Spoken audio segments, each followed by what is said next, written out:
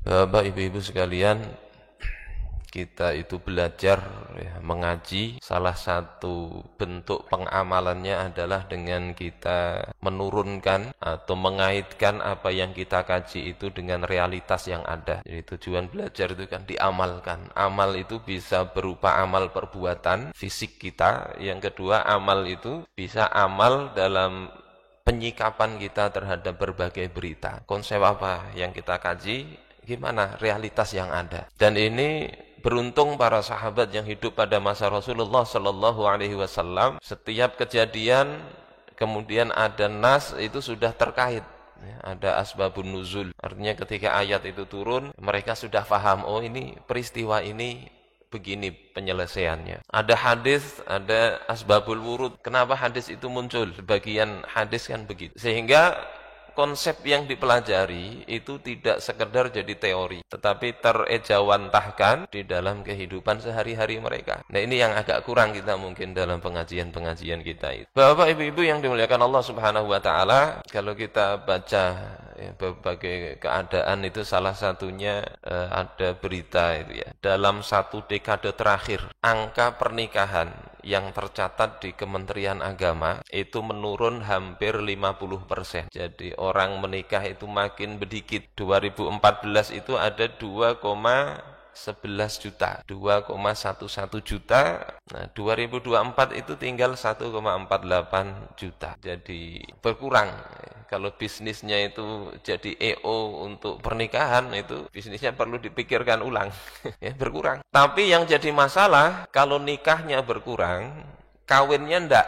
Ya, kawin dalam artian hubungan seksual itu enggak berkurang. Di perkotaan itu angka kohabitasi itu meningkat. Kohabitasi tahu panjenengan? Pian, kohabitasi itu bahasa dulunya kumpul hidup bersama tanpa ikatan pernikahan. Itu meningkat angkanya di perkotaan. Menurut laporan BKKBN, 59% remaja perempuan yang diteliti itu dan 75% remaja laki-laki yang usia masih belum boleh nikah, yakni usia 15 tahun ya sampai 19 tahun, nikahnya kan baru boleh 19 tahun. Itu mereka sudah melakukan hubungan seksual. Jadi nikah enggak, tapi gawian setelah nikah itu mereka jalankan. Ini problem ya, problem. Nanti kita bahas gimana mestinya Islam mengatasi itu. Nah, hal ini mengakibatkan hal yang problem yang lain. Yang namanya hubungan seksual itu, nikahkah atau tidak itu sama saja. Sama-sama bisa menghasilkan kehamilan. Dan itu terjadi di kalangan remaja. Dari kehamilan itu kemudian ya tidak siap punya anak, tapi siap melakukan proses untuk dapat anak tadi. Akhirnya terjadi sekitar 750.000 sampai 1,5 juta kasus pengguguran kandungan di Indonesia per tahun. Lebih banyak daripada korban perang yang ada di Palestina. Pertumpahan darah di Indonesia ini. Ya, katanya tidak mau pakai hukum syariat, nanti takut banyak pertumpahan darah. Ini yang terjadi justru banyak pertumpahan darah. Bahkan darah manusia yang tidak berdosa, yang mereka tidak dikubur kadang ya, dibuang di tempat sampah, dibuang di selokan, dibuang di sungai. Tidak hanya di kota tapi juga di pelosok-pelosok ya. Pernah di Mataraman itu begitu. Ada kita dekat tempat belanja itu yang Mart itu, Alfamart atau apa, ditemukan. Kadang dibuang tapi masih hidup. Masih mending kalau masih hidup dibuang. Ini dibunuh, diaborsi. Terus tidak hanya itu, merebak kasus penyakit. Ya, ada sifilis, itu kasusnya meningkat 70% itu sejak 2018 sampai 2024 kemarin. Banyak, termasuk HIV atau AIDS itu di kalangan remaja itu ada 2.700 kasus. Ini problem ya, dari satu hal ya, nikah tidak mau, tapi kawinnya mau, akhirnya muncul problem-problem berikutnya. Bapak, ibu-ibu sekalian yang dimuliakan Allah Subhanahu wa taala, apa penyebabnya ini? Kalau kita lihat penyebab itu ya ada dua. Penyebab yang langsung berkaitan dengan problem tersebut. Yang pertama itu adalah rusaknya pandangan mata yang sembarangan melihat. Kenapa mata sembarangan melihat? Ada banyak hal yang menggiurkan, yang ditawarkan di tengah-tengah kita. Baik itu yang secara real maupun online. Jadi di 2024 itu ada 5,5 juta kasus pornografi anak. Banyak kasus pornografi. Yang pornografi ini yang sudah masuk kategori pornografi. Yang tidak masuk kategori pornografi tapi membangkitkan gairah itu ya banyak. Media-media sosial itu nyebar di situ. Baik itu lewat WhatsApp. WhatsApp itu nanti ada komunitasnya. Ada nanti kalau di tabnya itu ada yang itu komunitas itu kadang hal-hal yang tidak beres begitu. Itu mungkin tidak termasuk di 5,5 juta itu. Twitter kadang ya. Terus Instagram, meskipun kadang tidak porno, tapi tampilannya itu cantik-cantik, gagah-gagah. Yang menikmati itu siapa? Ya seluruh kalangan itu bisa mengakses. Ada dulu saya ketika ada beberapa kunjungan ke Balikpapan itu ketemu salah satu rekan di sana itu cerita ada salah satu pesantren. Kemudian kebetulan anak beliau yang perempuan itu dipesantrenkan di tersebut. Nah, ada yang kurang bagus di situ. Para santriwatinya itu ternyata suka melihat yang artis-artis yang Korea itu, yang tampan-tampan. Film-film yang kadang sesama jenis. Suka nonton itu. Artis Korea itu kan laki-lakinya kayak enggak laki-laki ya, kayak perempuan. Kegemarannya, senangnya itu hal-hal begitu. Meskipun itu tidak termasuk mungkin porno, tetapi kan itu membangkitkan ya angan-angan yang enggak melihat pakai nutup aurat tapi bungas banar itu kan bisa juga membangkitkan gairah. Dan itu banyak.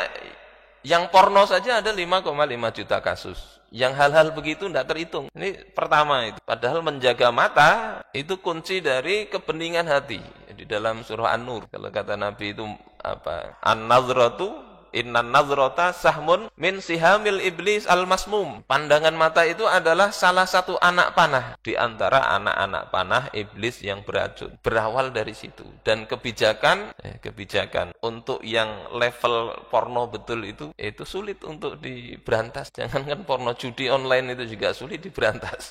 Ya, ada banyak situsnya itu. Oh, ternyata ada oknum di kementerian yang terlibat. Ya. Yang kedua, sudahlah seperti itu. Aturan sistem yang mengatur untuk pernikahan itu tidak membolehkan orang menikah sebelum usia 19 tahun. Jadi bisa dibayangkan, orang usia 15, 16, 17 tahun, 18 tahun itu kan usia lagi, kata orang lagi hot-hotnya, masa-masa puber, lagi vital-vitalnya. Kemudian banyak rangsangan dari luar. Dan kemudian tidak ada penyaluran. Ya bisa dibayangkan. Ya, kalau pandangan mata bebas, yang dilihat bebas, nafsu bergejolak, tidak ada penyaluran, maka penyalurannya ditutup, ya tidak boleh nikah.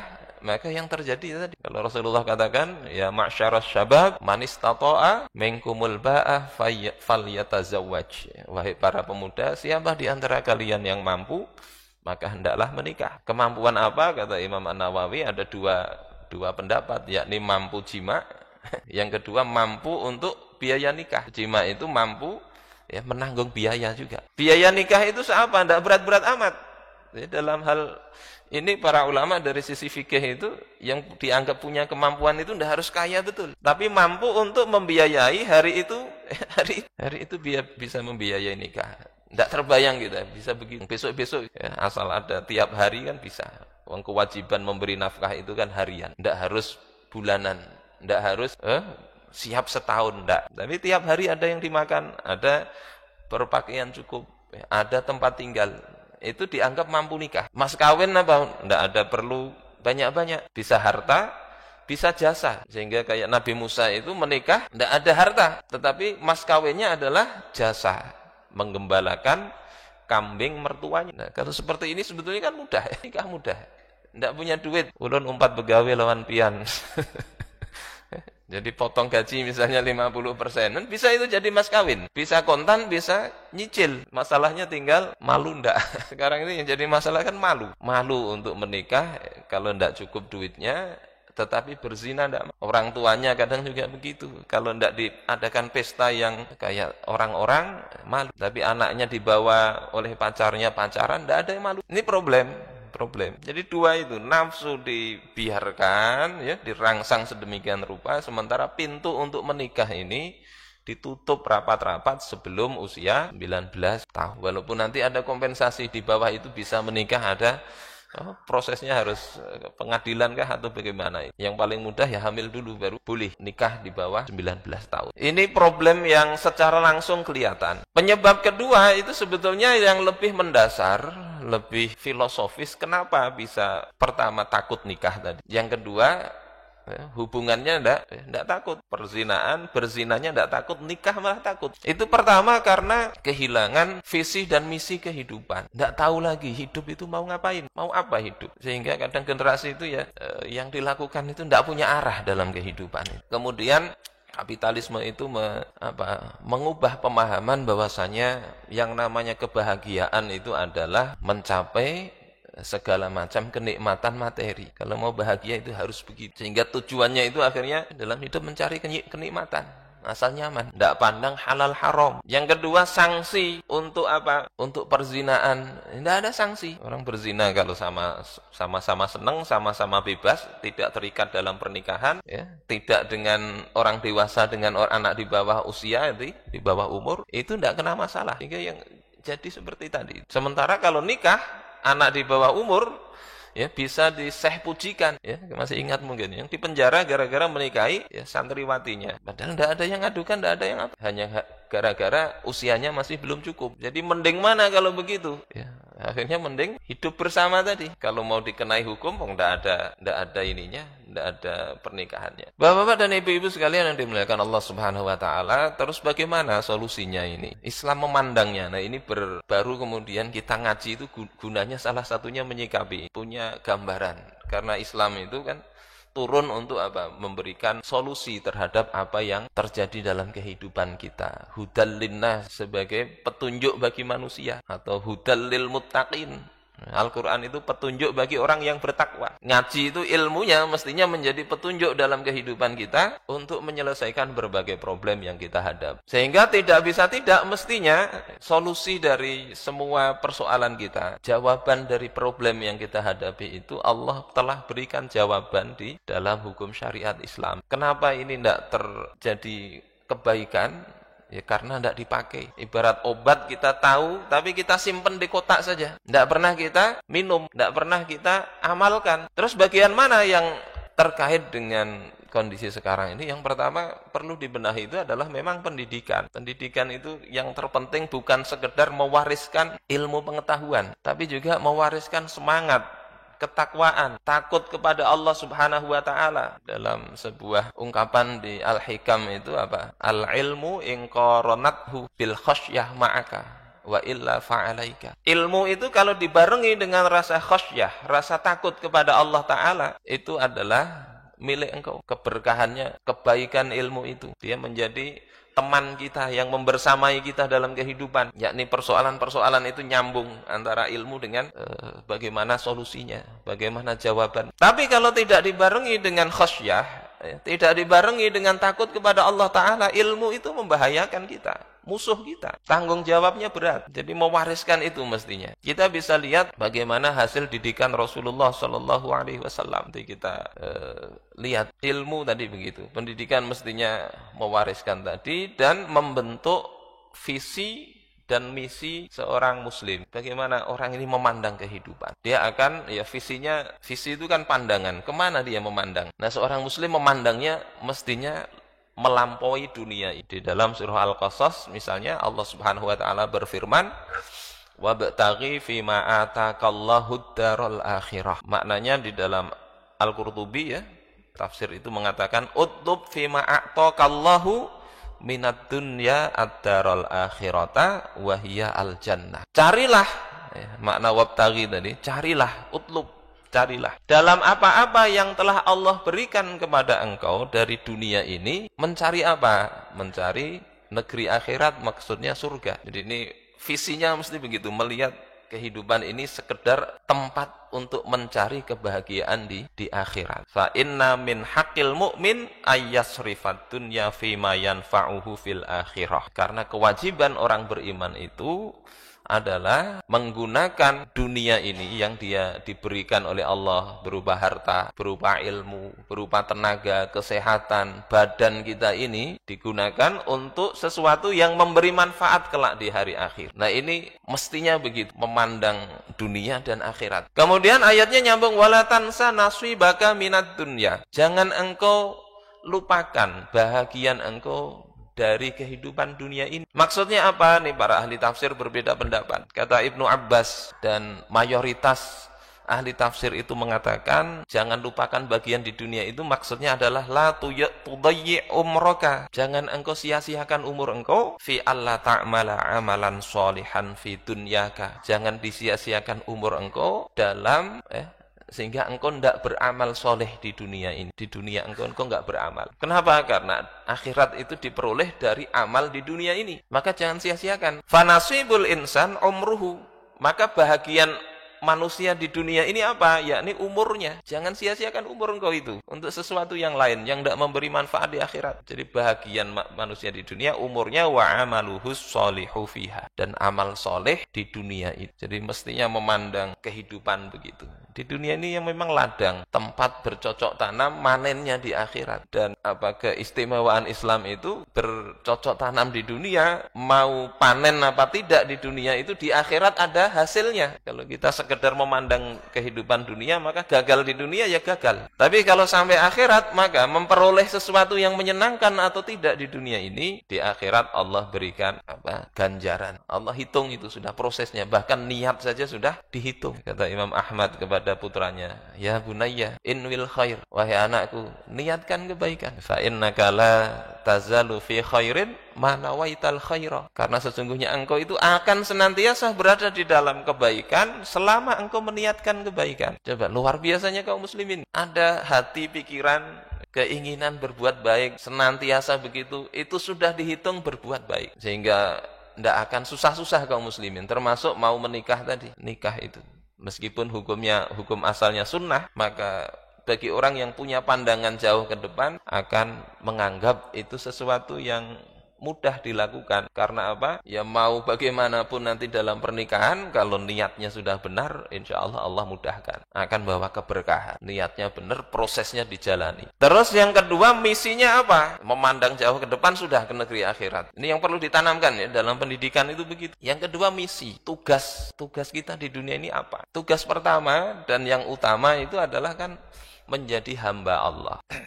Wa ma khalaqatul jinna wal insa illa liya'budun. Sudah sering hafal ayat. Tidaklah kuciptakan jin dan manusia kecuali untuk beribadah kepada. Ibadah dalam makna khusus ya, berarti kayak sholat, puasa dan sebagainya. Ibadah dalam makna umum berarti menjalankan semua jenis ketaatan kepada Allah Subhanahu wa taala. Ini tugas utama. Yang kedua, ini kata dosen kami, tugas seorang muslim itu adalah menjadi khalifatullah fil ard, menjadi wakil Allah. Inni ja'ilun fil ardi khalifah, kalau kata Imam As-Suyuti dalam tafsir Jalalain, maknanya kan yakhlufuni fi tanfidhi ahkami, menggantikan Allah untuk menjalankan hukum-hukum Allah taala, menggantikanku untuk menjalankan hukum-hukumku. Sehingga kalau sebetulnya hamba Allah termasuk di situ, tapi perlu disebut untuk menegaskan bahwasanya tidak sekedar ibadah ritual, tapi tugas manusia itu adalah memakmurkan bumi dengan menjalankan, menegakkan hukum-hukum Allah Subhanahu wa taala. Misinya seorang muslim itu mestinya. Dan inilah yang kemudian didikan Rasulullah itu berhasil. Banyak para sahabat-sahabat itu yang kemudian menjadikan hidupnya itu untuk mengemban ini. Mereka tidak kemudian tinggal di Madinah saja. Mereka kemudian keluar. Sa'ad bin Abi Waqqas, beliau bawa pasukan dalam perang Qadisiyah. Utusan beliau kepada Jenderal Rustum, itu salah satu ungkapannya di Tarikh At-Tabari itu kan, ngomong ke Rustum. Ketika ditanya oleh Rustum, panglimanya Persia, sekarang Iran, sekitar Iran itu, apa yang bikin kalian datang? Apa misi kalian? Maka jawab Ribi'i, Allahu ibta'atsana, Allah mengutus kami, linukhrija man syaa min ibadatil ibad ila ibadatillah, untuk mengeluarkan siapa yang Allah kehendaki dari penghambaan kepada hamba, kepada manusia, kepada penghambaan kepada Allah taala. Wa min dhiqid dunya ila sa'atiha, dari sempitnya kehidupan dunia yang banyak problem ini menuju ke lapangnya kehidupan ini. Dengan Islam insyaallah lapang hidup, meskipun mungkin secara fisik kurang-kurang lebih saja. Jadi ini. Dan ini kemudian juga yang membawa misalnya kayak Khalid bin Al-Walid ya, panglima kaum muslimin ya. Beliau itu suatu ketika mengatakan di riwayat Abu Ya'la, malailatun, tidaklah satu malam yuhda ilayya fiha arush, yang diberikan kepadaku di dalam malam itu pengantin wanita. Sederhana terjemahannya adalah tidaklah malam pengantin. Au ubasyaru fiha biwalid, atau aku diberi kabar gembira dengan kelahiran seorang putra. Bi ahabbi ilayya min lailatin syadidatil jalid, itu tidaklah lebih aku cintai daripada malam yang dingin bersalju. Fi sariyatin minal mujahidin, yang itu berada dalam sariyah atau rombongan pasukan mujahidin. Usabbihu bihim al musyrikin, yang pagi harinya nanti akan menjumpai, bertempur dengan orang-orang musyrik. Coba kita bisa bayangkan, bandingannya itu bukan sekedar tidur dengan berjihad, tapi bandingannya adalah Khalid ini bandingkan malam pengantin atau malam lahirnya seorang putra yang membanggakan. Beliau lebih senang apa? Lebih senang bersama pasukan. Bukan sekedar bersama pasukan, tapi di malam yang dingin bersalju. Bukan sekedar bersama pasukan, tapi juga besoknya itu menghadapi antara hidup dan mati, yakni berjuang berjihad bersama kaum muslimin menghadapi orang-orang yang menentang Allah Subhanahu wa taala. Ini kan misi ya, misi yang diemban sahabat itu menjadikan sesuatu yang berat itu mereka jadi cinta. Kalau sudah orang tertanam misi seperti ini, maka tidak ada sesuatu yang mungkin jadi halangan. Sesuatu yang melelahkan itu bisa menjadi sesuatu yang justru itu disenangi. Kita bisa lihat ya, ada yang kesenangannya seperti ini, ada yang kesenangannya itu ilmu. Sehingga ada kitab namanya Al-Ulama Al-Uzzab, ulama-ulama yang menjomblo sampai meninggal itu belum sempat nikah nanti. Karena apa? Karena ilmu, mencari ilmu, kayak Imam An-Nawawi, Imam At-Tabari. Nah sekarang ini banyak menjomblo tapi tadi kohabitasi, kumpul kebun, ini masalahnya. Bapak dan ibu-ibu sekalian rahimakumullah, jadi menanamkan ini penting ya ke generasi sekarang itu. Tidak sekedar belajar bahasa Arab, hafal Al-Quran ya, winter, tidak sekedar itu. Tapi yang terpenting lagi itu menanamkan semangat, sehingga nanti hal-hal yang menyimpang dari kehidupan yang semestinya, pergaulan bebas, perzinaan, obat-obatan dan sebagainya itu akan mudah diatasi. Tapi kalau sekedar ya, teori ya, tidak ada menanamkan semangat ini, ya mudah untuk menyimpang walaupun ilmunya banyak. Tidak beda antara berilmu apa enggak. Ya, contoh lain kayak Mus'ab bin Umair. Ini sahabat Nabi yang masih muda. Usia baru sekitar 24 tahun itu yang dikirim ke Madinah. Kita ini sudah tua-tua. Setengah abad kita ini sudah usia. Jadi Mus'ab itu 24 tahun. Dari awalnya masih muda.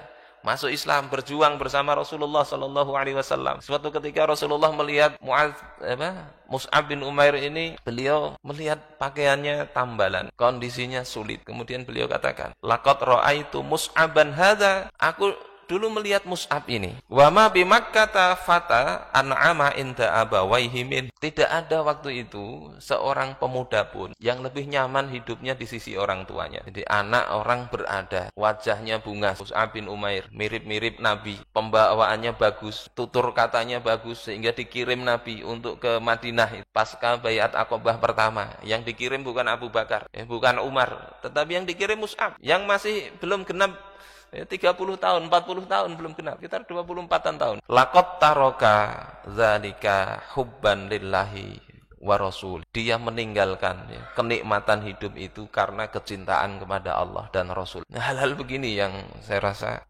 anak-anak generasi ini perlu dibina untuk mengemban misi itu. Kata Syekh Ahmad Al-Qassas, beliau pernah mengatakan hina yub'atsu syakhsun li'ada'i muhimmatin. Ketika seseorang itu diutus untuk menunaikan suatu tugas, mengemban sebuah misi, fayu'addi ghairaha bimuntahan najah, tapi dia kemudian mengerjakan misi yang lain dengan hasil yang puncak keberhasilan, fa innahu yakunu fashilan, maka hakikatnya dia itu gagal. Dikasih tugas, mengerjakan tugas yang lain tapi hasilnya sangat bagus, itu kata Syekh ini hakikatnya gagal. Malam taj'al qadiyataka fi hadhil hayati musara'atal batil. Selama engkau tidak menjadikan persoalan di dalam kehidupan ini adalah menentang kebatilan, wa ihqaqal haq, menguatkan yang benar, fil ardi, di bumi, fa anta fashil, maka engkau itu gagal. Dikasih tugas misi kaum muslimin itu kan tadi seperti yang dikatakan oleh Rib'i bin Amir, memang mengemban Islam. keberadaan kaum muslimin ini misinya mengemban Islam. Kita dapati sahabat itu begitu. Ya, dengan berbagai upaya, dengan berbagai modal yang Allah berikan. Ya, modal harta, modal punya pikiran, modal tenaga, modal badan saja, gunakan itu. Seperti misalnya Abdullah Ibnu Ummi Maktum dalam perang Qadisiyah, karena kaum muslimin itu sedikit, perang tidak bisa dia, karena buta. Tapi beliau ingin menjadikan modal badan beliau itu ikut hadir. Letakkan aku di tengah-tengah pasukan, aku tidak bisa lari. Kasih aku bendera. Untuk apa? Agar musuh melihat kita ini banyak juga. Jadi sekedar hadir, ya, badan kita bawa. Mungkin ke majelis, kemana itu. Niatkan ini untuk apa? Untuk mengemban misi. Karena syiar itu juga bagian dari perjuangan. Kalau tidak ada orangnya, mau pengajian, mau apa, tidak ada syiar. Jadi tadi wabtaghi fima atakallah, apa saja yang Allah berikan, cari itu untuk ke negeri akhirat. Tugasnya begitu. Muhimmahnya itu begitu. Jadi kalau tidak melaksanakan misi ini, bagaimanapun berhasilnya mengemban sesuatu yang lain, fa'anta fashilun, maka engkau gagal. Mahma ahrazta min syahadatin aliyah, meskipun engkau itu dalam kehidupanmu mendapatkan gelar akademik tertinggi, sekolah sampai tingkat paling tinggi, wa markazin marmuq, meskipun engkau itu mendapatkan jabatan posisi yang istimewa, yang terhormat di kalangan manusia, wa ailatin hamimah, meskipun engkau itu mendapatkan keluarga yang penuh kasih sayang, kelembutan, wa manzilin rahib, punya rumah yang luas, yang nyaman, itu semua didapat tapi tidak mengerjakan misi. Wa mahma shallaita wa sumta, meskipun engkau salat, engkau puasa, li'annaka lam tu'addil wazifata allati ibta'asta fil hayati min ajliha. Kenapa gagal? Karena engkau tidak melaksanakan misi. Tugas yang telah Allah adakan engkau itu dalam rangka tugas tersebut. Orang anak disuruh ibunya ke warung, nak belikan bawang merah. Kemudian anaknya datang, bawa es krim. Ini lebih nyaman bu daripada bawang merah, lebih nyaman ini. Sampean kan haus ini. Hari-harinya panas, makan ini saja. Maka hakikatnya gagal itu. Gagal menjalankan misi di dalam kehidupan itu. Sehingga nanti ketika misi ini ada, ya, visi misi anak-anak itu terbentuk dalam apa? Dia itu dimanapun, hidup bagaimanapun, di bawah kolong langit manapun, dia akan apa? Membawa visi dan misi. Sehingga urusan-urusan kayak urusan pacaran, urusan perzinaan itu dianggap remeh, tidak akan ditoleh. Nah, ini solusi yang memang perlu upaya. Tapi tidak ada solusi lain selain ini. Solusi paling mendasar ya di situ, menanamkan ketakwaan, ada semangat untuk berjuang. Berikutnya adalah Islam itu, ya, kalau orang-orangnya sudah begini, nah maka sistem pergaulannya juga, hukum-hukum Islam itu punya aturan. Mulai dari menutup aurat ada hukum-hukumnya. Sehingga kalau ada orang yang membuka aurat, ya bisa dikenai sanksi. Sekarang kan helm lebih wajib daripada nutup aurat. Tidak ada polisi menilang, stop, apa pelanggaran? Tidak nutup aurat. Tidak ada. Pakai rok mini tapi pakai helm aman-aman saja. Karena tidak dianggap masalah itu. Tidak dianggap masalah. Bahkan sampai ke Turki pun begitu. Kita itu pernah mau masuk istana Topkapi, banyak museum peninggalan Rasulullah di situ ada. Bahkan ada tangannya Nabi Yahya itu ada di situ, yang bekas dimutilasi, rambutnya, pedangnya itu ada di Topkapi di Turki. Tapi masuknya bayar sekitar 650 ribuan. Nah, itu turis-turis asing banyak. Sebelum masuk itu yang tidak pakai kerudung dikerudungi, ya. Tapi keluar ya bebas, Untungnya kita ke sana waktu musim dingin sehingga pemandangannya masih lebih baik lah. Kalau musim panas katanya banyak terbuka di sana. Jadi hukum nutup aurat. Yang kedua, hukum tentang melihat, khalwat, berdua-duaan. Ini musibah sekarang ini. Nyaman benar orang bukan mahram berdua-duaan. Tidak dianggap pelanggaran padahal itu haram. Di dalam syarah Sahih Muslim, haramnya khalwat itu tidak ada beda antara pacaran dengan sholat. Sholat berdua-duaan tetap haram. Ada janda di sebelah misalnya. Akhirnya kita temani, yuk kita sholat berjamaah di rumah kamu misalnya.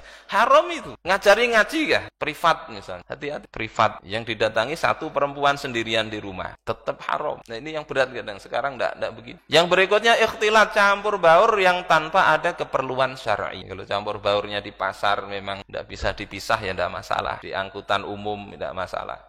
Tapi ya tetap mesti bisa diatur. Meskipun itu secara syar'i bisa terjadi ikhtilat, tapi bagusnya tetap diatur. Ini ada hukum-hukum Islam tentang hal tersebut. Sampai jam berapa ini? Sudah syurga? Belum ya, khawatir tidak dengar kepanjangan. Kemudian yang berikutnya, kenapa hal tersebut itu marak di tengah-tengah kita adalah yang perlu dibenahi adalah ekonomi tadi. Kenapa ekonomi? Karena ya mau bagaimanapun juga hidup saat ini tidak seperti zaman dahulu. Hingga terasa berat kalau tidak punya duit sekarang ini. Zaman dulu tidak punya duit berat juga ya. Tapi sekarang ini tidak punya duit dengan tidak punya kuota, kira-kira berat mana? Kebutuhan sekarang kan lebih banyak. Listrik, bahari tidak ada listrik, paling ya rumah gelap biasa. Sekarang mungkin tidak tahan. Bahari tidak ada mesin cuci biasa. Kita hidup itu 18 tahun tidak ada listrik. Mulai kecil tidak ada listrik. Masak pakai kayu bakar. Biasa. Nyuci ya nyuci pakai tangan. Kulkas tidak ada. Hidup aja kita 18 tahun begitu itu hidup aja. Tapi coba sekarang listrik ada. Menghidupi kita bahari waktu belum ada listrik itu menghayal. Andai nyaman menghidupi lampu. Belajar pasti nyaman. Karena kita kalau belajar ya pakai lampu. Lampu kadang bikin sendiri ya. Yang kalau kita belajar nanti lama-lama hitam di sini. Masuk bekas minyaknya. Paling-paling kalau agak mau repot sedikit pakai lampu Petromax atau Strong King kata orang, baru kita nyaman belajar. Terfikir gitu. Sekarang itu kan nyaman.